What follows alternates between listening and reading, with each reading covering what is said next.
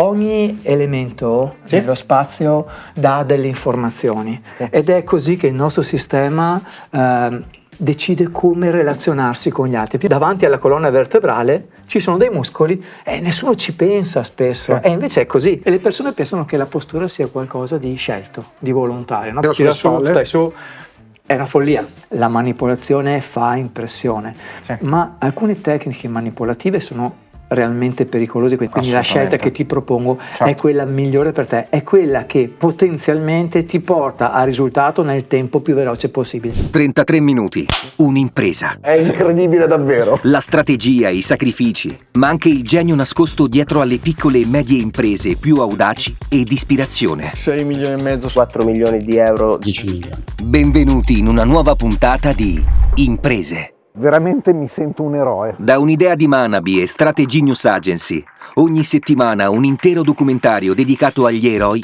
che fanno grande il nostro paese. 60 milioni vicini ai 4. 50 milioni. Perché fare azienda è una vera e propria impresa. Ascoli Piceno, Dubai, Rimini, Treviso, Genova. Per trovare nuovi spunti e ispirazione anche per la tua attività, iscriviti al canale per non perdere nemmeno un episodio. Ma ora torniamo all'impresa di oggi. Il 97% della popolazione soffre di questa patologia e da uno studio dell'INAIL del 2021 si evince che 6 persone su 10 in Italia ne soffrono praticamente ogni settimana. Stiamo parlando del mal di schiena e oggi siamo qui a Treviso per andare a visitare un centro medico particolarmente innovativo che ha un approccio rivoluzionario nei confronti di questo tema. Allora, dottore, dove ci troviamo? Allora, siete all'interno della prima struttura di Mia Postura, che è un poliambulatorio, concettualmente parte come ambulatorio di medicina fisica e riabilitativa, che è un nome altisonante, però in realtà è una struttura che accoglie professionisti di alto livello che si occupano di curare le patologie della colonna vertebrale delle persone e le patologie legate alla postura. Quindi sostanzialmente qui abbiamo fisioterapisti, osteopati e qualche medico, nutrizionista, psicologo, tutto quello che ci serve per costruire una rete che possa aiutare le persone a valutare precocemente un problema e a risolverlo nel più breve tempo possibile e in maniera più definitiva possibile. Oggi ci occuperemo dunque di salute e benessere e nello specifico di postura, cioè della corretta posizione che il nostro corpo deve avere. Scopriremo attraverso l'esperienza di Paolo il perché i metodi convenzionali per la correzione dei visti posturali siano limitanti e qual è invece il suo approccio rivoluzionario. Scopriremo anche come non sia possibile controllare volontariamente il nostro corpo e il perché la nostra postura è comunque sempre un equilibrio perfetto. Paolo ci porterà nel suo studio e ci farà capire nella pratica il suo metodo di lavoro e ci trasmetterà la sua filosofia di vita e di cura. Non solo, smessi i panni del medico e indossati quelli da imprenditore, Paolo condividerà le sue strategie aziendali per l'acquisizione di nuovi clienti in un settore particolarmente complicato come quello medico. Ma questa è un'impresa che ha originato una vera e propria impresa? Scopriamolo insieme. In qualche modo noi siamo particolarmente abituati, soprattutto nella medicina occidentale, a trattare gli effetti e non a lavorare sulle cause. Per cui in qualche modo noi ci rivolgiamo al dottore, ho male qua, ma invece c'è molto di più. Da dove dovremmo iniziare a lavorare? E l'approccio, quello convenzionale, che crea una fotografia della colonna vertebrale grazie a una risonanza magnetica, a una TAC o una radiografia, è estremamente limitante, perché mi fa vedere semplicemente la fotografia di una vertebra o di una struttura che c'è tra una vertebra e l'altra. È quindi come vedere il singolo mattoncino di una casa o all'interno di un ingranaggio di un orologio vedere la singola rotella. Non posso comprendere che ruolo ha quella rotella se l'orologio non sta funzionando. E quindi staccare un pezzo dal corpo di una persona, analizzandolo singolarmente, è un approccio che ci serve per capire esattamente come è fatto quel pezzo, ma non mi dice nulla di come funziona la persona. E le persone pensano che la postura sia qualcosa di scelto, di volontario, no? Per cui ci sono i ragazzini che sono un po' curvi sulla schiena e il padre arriva e fa: "Oh, ragazzo, su dritto con la schiena, mi raccomando, no? Tira su, stai su". È una follia. Ogni persona occupa lo spazio che c'è intorno con il proprio corpo in maniera estremamente esatta e precisa, in base alle informazioni che il corpo riceve, all'integrazione che avviene a livello del sistema nervoso centrale e poi alla capacità di gestire il corpo in base alle tensioni, ai dolori, alle restrizioni di movimento, ai danni che il corpo ha subito nel tempo, anche un danno chirurgico o un dolore che c'è in questo momento a livello di un piede, di un menisco. Quindi la postura è assolutamente involontaria. Quando io sono seduto o sono in piedi, la posizione delle mie spalle, del mio collo, del mio bacino non è assolutamente gestibile. Posso gestirla per periodi molto ristretti finché ci porto l'attenzione, ma basta che la mia segretaria o la signorina alla reception venga distratta da una comunicazione, ecco che il suo atteggiamento tornerà ad essere governato dal meccanismo automatico. Quindi la postura non è qualcosa di volontario, ma qualcosa di automatico ed è sempre perfetta. E non è neanche qualcosa di statico. Molto spesso si fa un paragone tra una bella colonna, no, di un tempio che deve essere dritto come una colonna, ma quella è statica, è morta, non si muove. Noi dobbiamo essere in grado di muoversi e quindi la postura è qualcosa di dinamico, è un equilibrio dinamico mantenuto nel tempo. Molto interessante quello che ci sta spiegando Paolo e mi viene da dire che la definizione di equilibrio dinamico calza a pennello anche quando si parla di marketing, perché il marketing è una vera colonna vertebrale per l'azienda. Deve essere forte e tenere eretto il business verso gli obiettivi monetari, ma nello stesso tempo non può essere rigido e deve adattarsi al cambiamento. Troppo spesso alcune aziende non cambiano il proprio marketing per paura, anche quando non genera più gli stessi risultati. Le aziende devono essere pronte a modificare e adattare le proprie strategie per rimanere rilevanti e competitive in un panorama sempre più in rapida evoluzione. Ci illustri un po' questo centro. Questo che stavo dicendo all'inizio è il primo centro, quindi è l'unità di partenza, la prima cellula, e abbiamo l'obiettivo di costruire degli altri, magari strutturalmente con lo stesso format, ma con caratteristiche diverse a seconda della grandezza del territorio su cui andiamo a collocarci, ma dovrà avere gli stessi servizi, lo stesso spirito e l'approccio al paziente. Da questo lato qua abbiamo tutta la struttura degli ambulatori, quindi degli spazi in cui si lavora in maniera singola con il nostro paziente. E poi c'è il mio regno, invece quello che riservo per me, e vi faccio entrare così vedete insieme alcune caratteristiche. Allora, qua ci sono tutti i miei giocattoli. Ogni elemento nello spazio dà delle informazioni ed è così che il nostro sistema decide come relazionarsi con gli altri. Se un ambiente è poco accogliente, avrò una postura che è basata sulla difesa. Se invece mi posso rilassare perché lo sento con i colori giusti, con la temperatura giusta, allora potrò aprirmi a una postura differente. Vedi, questo qua è il cranio di una persona, è tutto in plastica, quindi non ci sono problemi. Questo è per esempio poco inquietante perché è bello colorato. Vedi qui dietro? Si chiama foro lacero posteriore. Da quel foro esce il nervo vago e poi escono i nervi. Quello che quando entra si guarda un po' in giro così. Esattamente. Il nervo vago sembra una cosa banale. Scusate, io lo scuso perché è molto che lo conosco. Ma questo è un nervo che praticamente scende anteriormente e posteriormente sulla colonna vertebrale e innerva polmoni, cuore, addome e gran parte del nostro sistema digerente dei nostri visceri. Questo si occupa di tutta la parte di regolazione nella riparazione, nel recupero, nel rinnovo dei tessuti. Quindi se lui va in crisi, il tuo stomaco lavora male, non digerisci bene, il tuo cuore comincia a funzionare male, non respiri correttamente. Ed è incredibile come un piccolo problema a questo livello possa condizionare ciò che è nella pancia e la gente non lo sa. Ma è anche vero il contrario.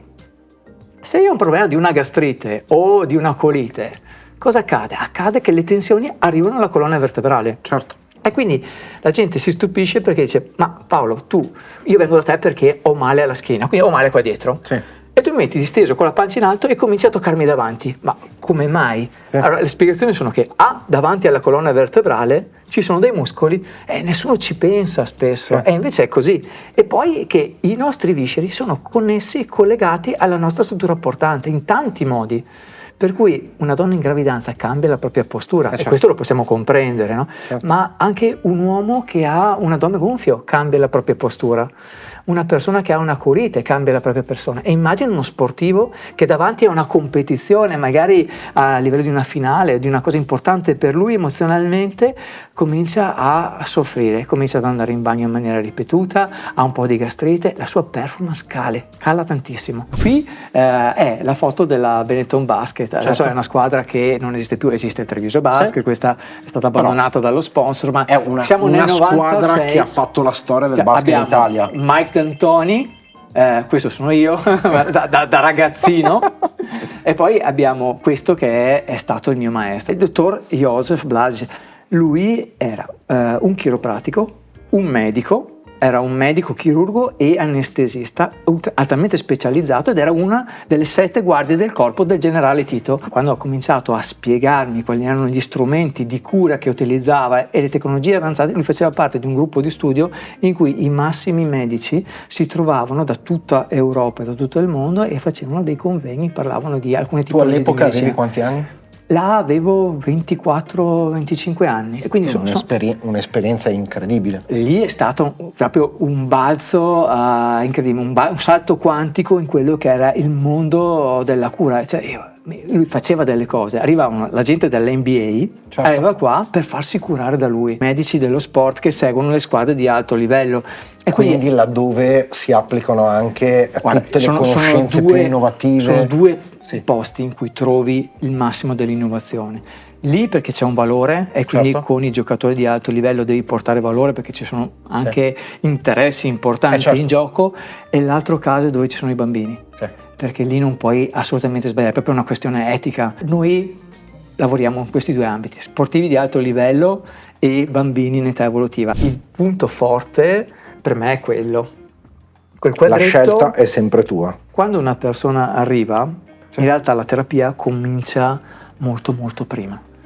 Quando una persona chiama è già entrata in terapia perché ha scelto di prendersi cura di sé, e per noi questo è fondamentale e importantissimo. Quindi da quando la persona decide di contattarci, ma con un telefono, con un messaggio, allora subito viene inviato un questionario, e quindi già dal primo appuntamento, dal momento 5 minuti dopo aver preso l'appuntamento, comincia a entrare nel nostro mondo, dovendo rispondere a tutta una serie di domande. Dice, ma come?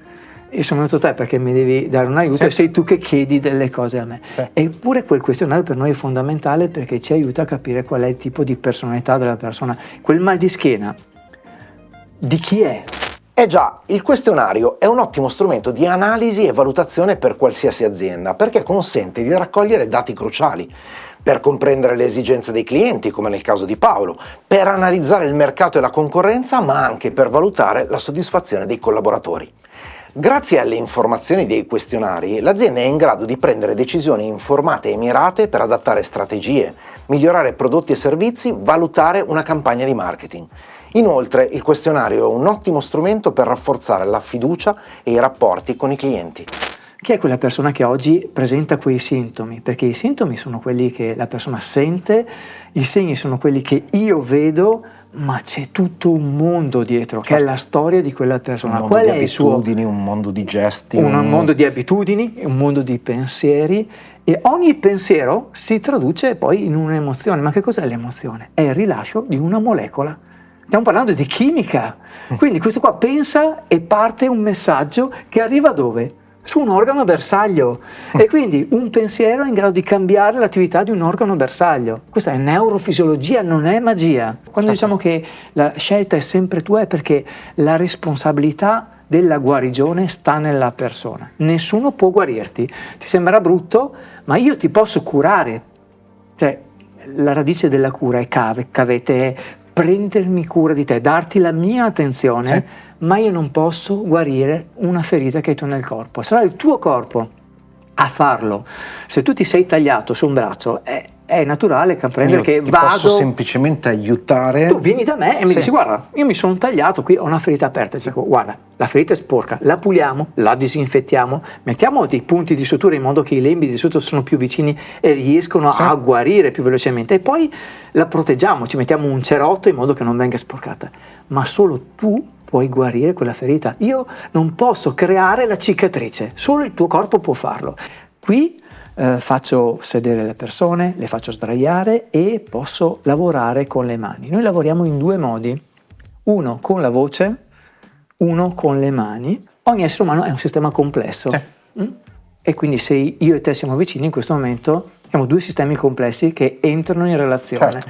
Tu in realtà mi stai parlando e mi stai dando delle comunicazioni, io ti sto spiegando, ti sto modificando, quindi 2 sistemi vicini uno all'altro entrano in relazione, si scambiano energia, la legge dell'entropia, e l'energia è informazione. Quindi io, dandoti delle informazioni, dicendo delle cose, sto cambiando il tuo livello di energia, e se l'energia può essere rappresentata su un grafico come un'onda che ha una sua frequenza, una sua vibrazione, ecco che le nostre vibrazioni cominciano a interagire una con l'altra, certo, e siamo in grado di cambiare lo stato di salute del paziente. La manipolazione fa impressione, ma alcune tecniche manipolative sono realmente pericolose, quindi devi sapere esattamente come certo, farle, quando ci sono certo, le red flag, no? Molto spesso i pazienti vengono da me e mi dicono, ma si potrebbe fare...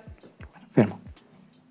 Quando facciamo una valutazione io guardo tutti i pro e tutti i contro, quindi se ci sono delle cose che non te le faccio, non è che non voglio fartele perché non so come farle, è perché abbiamo fatto una valutazione in primis di tutto il sistema, quindi la scelta che ti propongo è quella migliore per te, è quella che potenzialmente ti porta al risultato nel tempo più veloce possibile. Ma ci sono delle tecniche di manipolazione che con pochi grammi riescono a liberare delle articolazioni ed è fantastico, è anche eleganza nel momento in cui fai un lavoro. Ti faccio vedere adesso l'ambiente su cui lavoriamo e poi magari se riusciamo a trovare una piccola cavia ne mettiamo al lavoro e andiamo vediamo qua se c'è qualcuno, è libero, potete entrare. E quindi questo è lo strumento che utilizziamo. Adesso ti faccio una rilevazione dei carichi e quindi vediamo come il computer ci dice come stai distribuendo il peso sui tuoi piedi e vediamo quali sono i punti d'appoggio. Allora, quello che ti chiedo semplicemente è di fare questo qua. Vedi che questa è una pedana, al centro c'è una X e abbiamo 2 linee di traguardo. Dovresti cercare di metterti qui all'interno, cercando di mantenere la X, la croce, al centro, e guardi esattamente, vedi che dall'altra parte del muro c'è un puntino verde, guardi avanti a te tenendo le braccia rilassate e la bocca anche rilassata. Sembra una cosa abbastanza semplice da fare. Sì, perfetto, così va benissimo, è in acquisizione, quindi ho fatto l'acquisizione, poi ti faccio vedere qual è il risultato. Ti faccio camminare in questa direzione e poi torni indietro, ti giri. Tipo sfilata. È tipo una sfilata. Perfetto. E te lo fa fare per un po' di tempo. Quando cammini dovresti stare rilassato, quindi lasci che le braccia si muovono in maniera pendolare, naturale, e poi cerchi sempre di guardare dritto davanti a te. Quando io vedo che tu prendi un certo ritmo e sei rilassato, allora io farò partire l'acquisizione in modo che andremo a costruire una media dei tuoi passi, dei tempi di volo, che vuol dire da quanto tempo ci metto prima che un piede dopo l'altro vada a toccare il suolo, e ci darà tutta una serie di parametri su come tu stai funzionando a livello dell'appoggio podalico. Vai!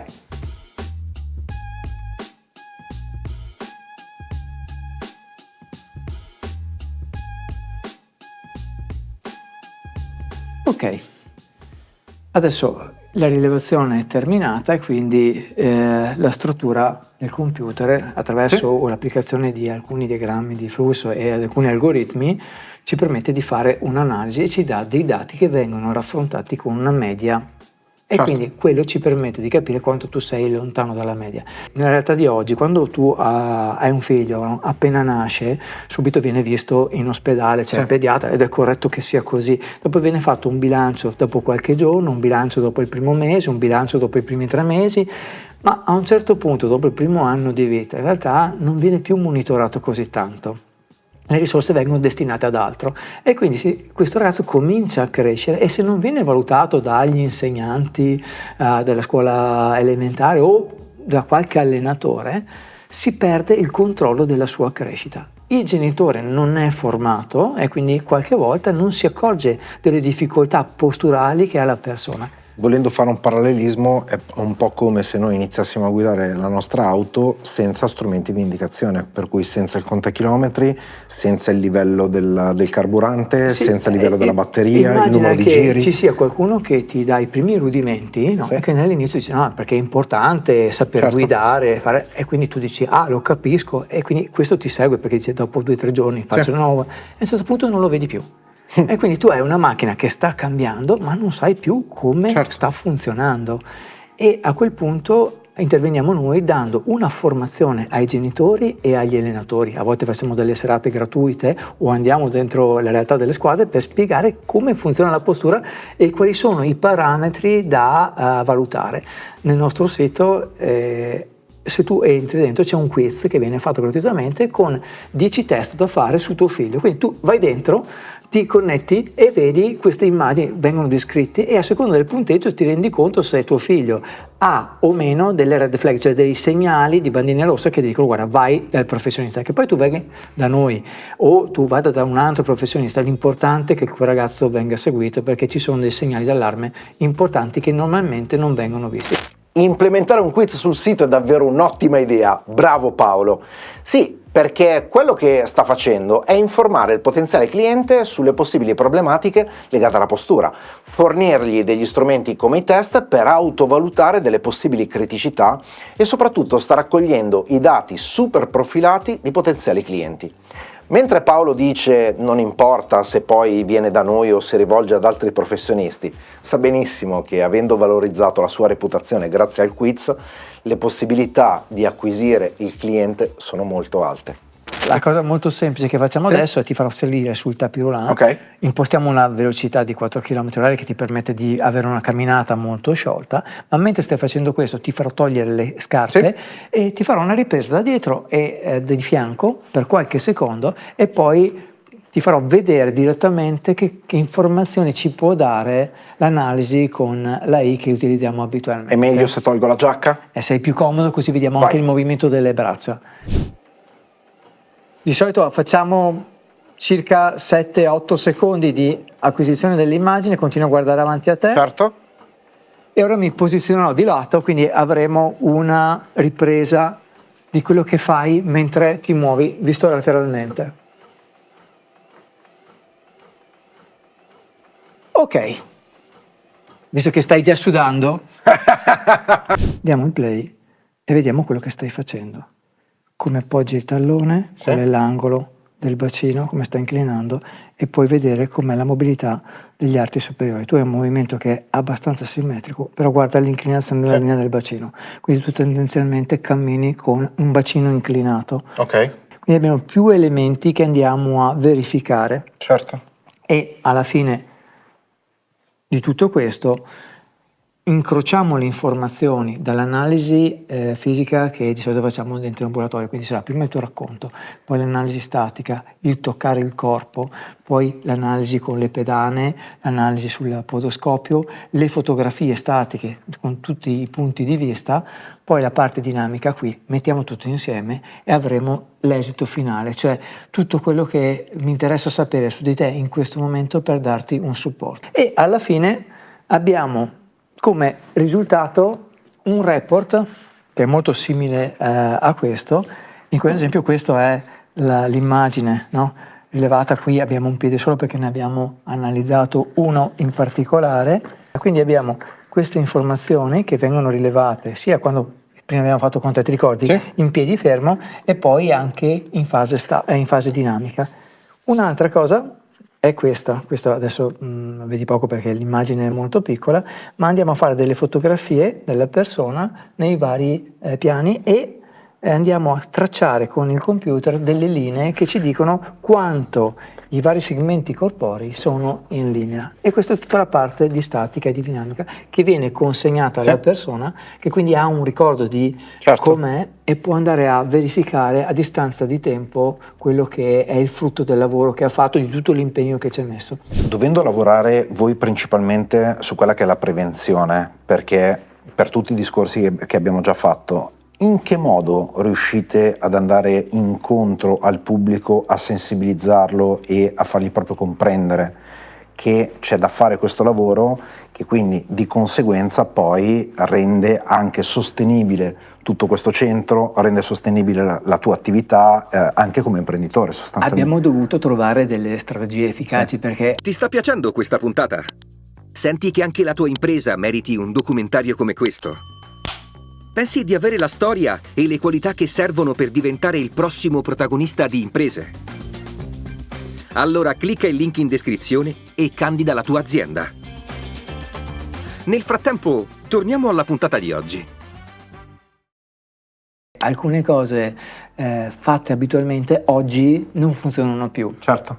E nell'ambito della sanità ci sono dei vincoli molto stretti per quanto riguarda la pubblicità. Certo. Di conseguenza abbiamo pensato di utilizzare l'approccio di altre imprese per portare il concetto della sicurezza, della prevenzione all'interno delle aziende. Ok. E dall'altra parte collaboriamo con le società sportive, con le squadre, con le palestre, Sì. perché tutti i report li mandiamo contemporaneamente anche agli allenatori, ai preparatori atletici. Sì. Così creiamo un tessuto, e quello che stiamo per fare adesso è entrare proprio a contatto anche con le amministrazioni comunali per proporre delle attività che possono essere di formazione e di prevenzione. L'obiettivo nostro è nei prossimi 5 anni di sviluppo di aprire altri 7 centri nel territorio del Veneto come questi, per poter poi andare in progressione e diffondere sempre più questo nuovo modo di fare salute, che non è basata sul trattamento del sintomo nel momento in cui compare, ma è basata sulla prevenzione,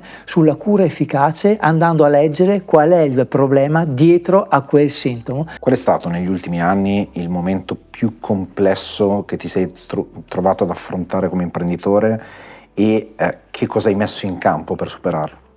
Ci sono stati alcuni momenti che ci hanno visto con la mia famiglia affrontare grandi difficoltà, perché poi quando la sfiga arriva arrivano tutte insieme. Quindi ci vede benissimo. Sì, tra l'altro. è una realtà che tu Sì. conosci benissimo, quindi c'è stato un momento in cui ci siamo trasferiti, lì l'attività lavorativa è crollata per un cambio delle normative, quindi è un momento, no? Tu prima avevi un modello di business che funzionava, cambia la normativa e non lo puoi più fare in quel modo, quindi diventa poco vantaggioso e devi chiudere la struttura. E proprio in quel momento poi arrivano le altre sfide, le sfide soprattutto legate alla salute. E lì da genitore ho visto i miei figli in difficoltà, è una cosa che tu conosci e personalmente mi emoziona ancora oggi. Certo. Ti chiedo scusa se la voce si rompe, perché Ci mancherebbe. ho visto i miei figli che stavano per morire, per cui è stato molto difficile. Quando nostro figlio ha avuto il cuore che si è fermato, insieme a mia moglie ci siamo alzati in piedi e abbiamo detto: guardiamo la vita in faccia, guardiamo la realtà e non molliamo. Ed è lì che miracolosamente il cuore del bambino ha cominciato a battere di nuovo. È stato un cambio improvviso, un'energia che è cambiata. E così ogni giorno, quando arrivano i problemi, scegliamo di cambiare l'energia con cui le guardiamo. L'abbiamo imparato lì, in quel momento. C'è la problematica, può essere economica, finanziaria, normativa, di qualcosa che non funziona, e là il momento iniziale è quello del cuore che ti batte, non sai cosa fare e poi cambi paradigma. Dici: no, questa è un'opportunità, voglio cambiare. Come abbiamo superato le cose? Un passo alla volta, un giorno dopo giorno, e quando eravamo davanti alla paura abbiamo conosciuto il coraggio e ci siamo continuati ad impegnare, e oggi, partendo da zero, abbiamo ricostruito tutto quello che hai visto qui, e questo è solo il primo passo. Qual è la tua formula, o se vuoi il tuo suggerimento da dare a tutti coloro che stanno facendo impresa oggi e si trovano magari o in un momento di sfida o in un momento di sto aprendo una nuova linea, sto lanciando un nuovo prodotto, mi sto lanciando in un nuovo progetto, oppure sono in un momento di flessione, in un momento di criticità? Qual è la tua formula? Aspetta, tra un istante arriviamo al consiglio che Paolo si sente di dare a chiunque voglia fare impresa. Prima però cerchiamo di riassumere le lezioni più significative che abbiamo preso da questa esperienza e che ci fanno affermare che sì, questa è un'impresa che ha generato una vera e propria impresa. 1. Essere resilienti. Per fare impresa, essere resilienti è fondamentale. Non puoi essere un imprenditore se non hai la capacità di affrontare le sfide, le difficoltà e i fallimenti con determinazione, adattabilità e ottimismo. 2. Audacia e inventiva. Un imprenditore deve essere in grado di agire in maniera determinata e lanciarsi senza paure verso nuove soluzioni. Quando il vecchio non funziona più, deve avere l'abilità di inventare nuove strade e percorrerle sfidando limiti e convinzioni. 3. La visione a lungo termine. Paolo ha già ben chiaro dove vuole andare. Ci ha parlato della volontà di aprire altri 7 centri nei prossimi anni. Avere questo tipo di visione è molto importante perché aiuta a mantenere il focus e a prendere decisioni coerenti con l'obiettivo finale. Ma ci sono tanti altri spunti in questa puntata e mi piacerebbe leggere nei commenti quelli che avete trovato più interessanti e magari quelli che applicherete da domani nelle vostre attività. Nel frattempo, mi raccomando, lasciate un like, iscrivetevi al canale, condividete questa puntata perché la settimana prossima ci occuperemo di filati, di maglieria e di grandi firme, anche se non vi posso fare nomi. Visiteremo la Click e incontreremo Alessandro che ci spiegherà come ha fatto in pochi anni a passare da 2 macchinari a 18 e a triplicare il numero dei collaboratori. Tutto questo nella prossima puntata di Imprese. Ora però torniamo al consiglio di Paolo e noi ci rivediamo la settimana prossima. La mia formula è cercare di cambiare il punto di vista. E quindi davanti a un problema trasformarlo in una richiesta di vedere un'opportunità e quindi sapere che se questa è la mia strada lo sarà fino alla fine, per cui si tratta solo di capire il come. Quindi non abbandonare la fiducia, non essere ciechi ovviamente, ma non abbandonare la fiducia e sapere che lì dietro quella difficoltà c'è un come che è il migliore modo per risolverla. Forse non sarà la prima soluzione che trovo, ma cerco di sbagliare velocemente se devo sbagliare, cioè cerco di mettere velocemente in campo le nuove azioni e soprattutto le misuriamo. Questa è una cosa che non deve mai mancare, una verifica della potenziale soluzione. Ma se veramente crediamo in quello che stiamo facendo, c'è sicuramente un modo. Quello che posso dire a chi sta facendo impresa è non essere cieco davanti al problema, non far finta che non ci sia. Non mollare non è non vedere i problemi, non mollare è vedere il problema e avere il coraggio di affrontarlo. C'è una frase che dice la paura bussò alla porta, il coraggio andò ad aprire e non trovò nessuno. Paolo, per poter entrare in contatto con voi, per venire a farsi seguire da voi, per conoscervi eccetera eccetera, sito internet che facciamo comparire qui sotto è www.miapostura.it ed è un portale sempre in evoluzione che comincerà a presentare di volta in volta tutte le iniziative, e uno dei progetti che a presto sarà di nuovo attivo è il podcast Una mela al giorno, che andrà proprio a creare lo zoccolo duro della informazione gratuita per far sì che questo paradigma della salute che stiamo vivendo possa essere diffuso il più possibile. Tanta roba. Paolo, è stato un piacere. È sempre un piacere mio ogni volta che ti vedo, grazie. Eccoci! Essere o non essere? È difficile per me, mi sta intervistando Manabi. Vogliamo mettere il calzino? Di loro te ne dimentichi. Ok. Che tanto non è difficile. Per quanto riguarda l'equilibrio della Scusa, ma postura. ci siamo persi i cameraman. Se mio padre mangia da McDonald's, se mio padre fuma, se mio padre non si muove, se appena torna a casa dal lavoro si mette sul divano, per me quello diventa il modello ideale. Perché? Ma è biologico. Perché se lui ce l'ha fatta... Sta raccontando di me? Perché precedentemente avevo letto benvenuti a una nuova puntata di Imprese, ma Manabi non andava bene e quindi ho dovuto rifare il rifacimento.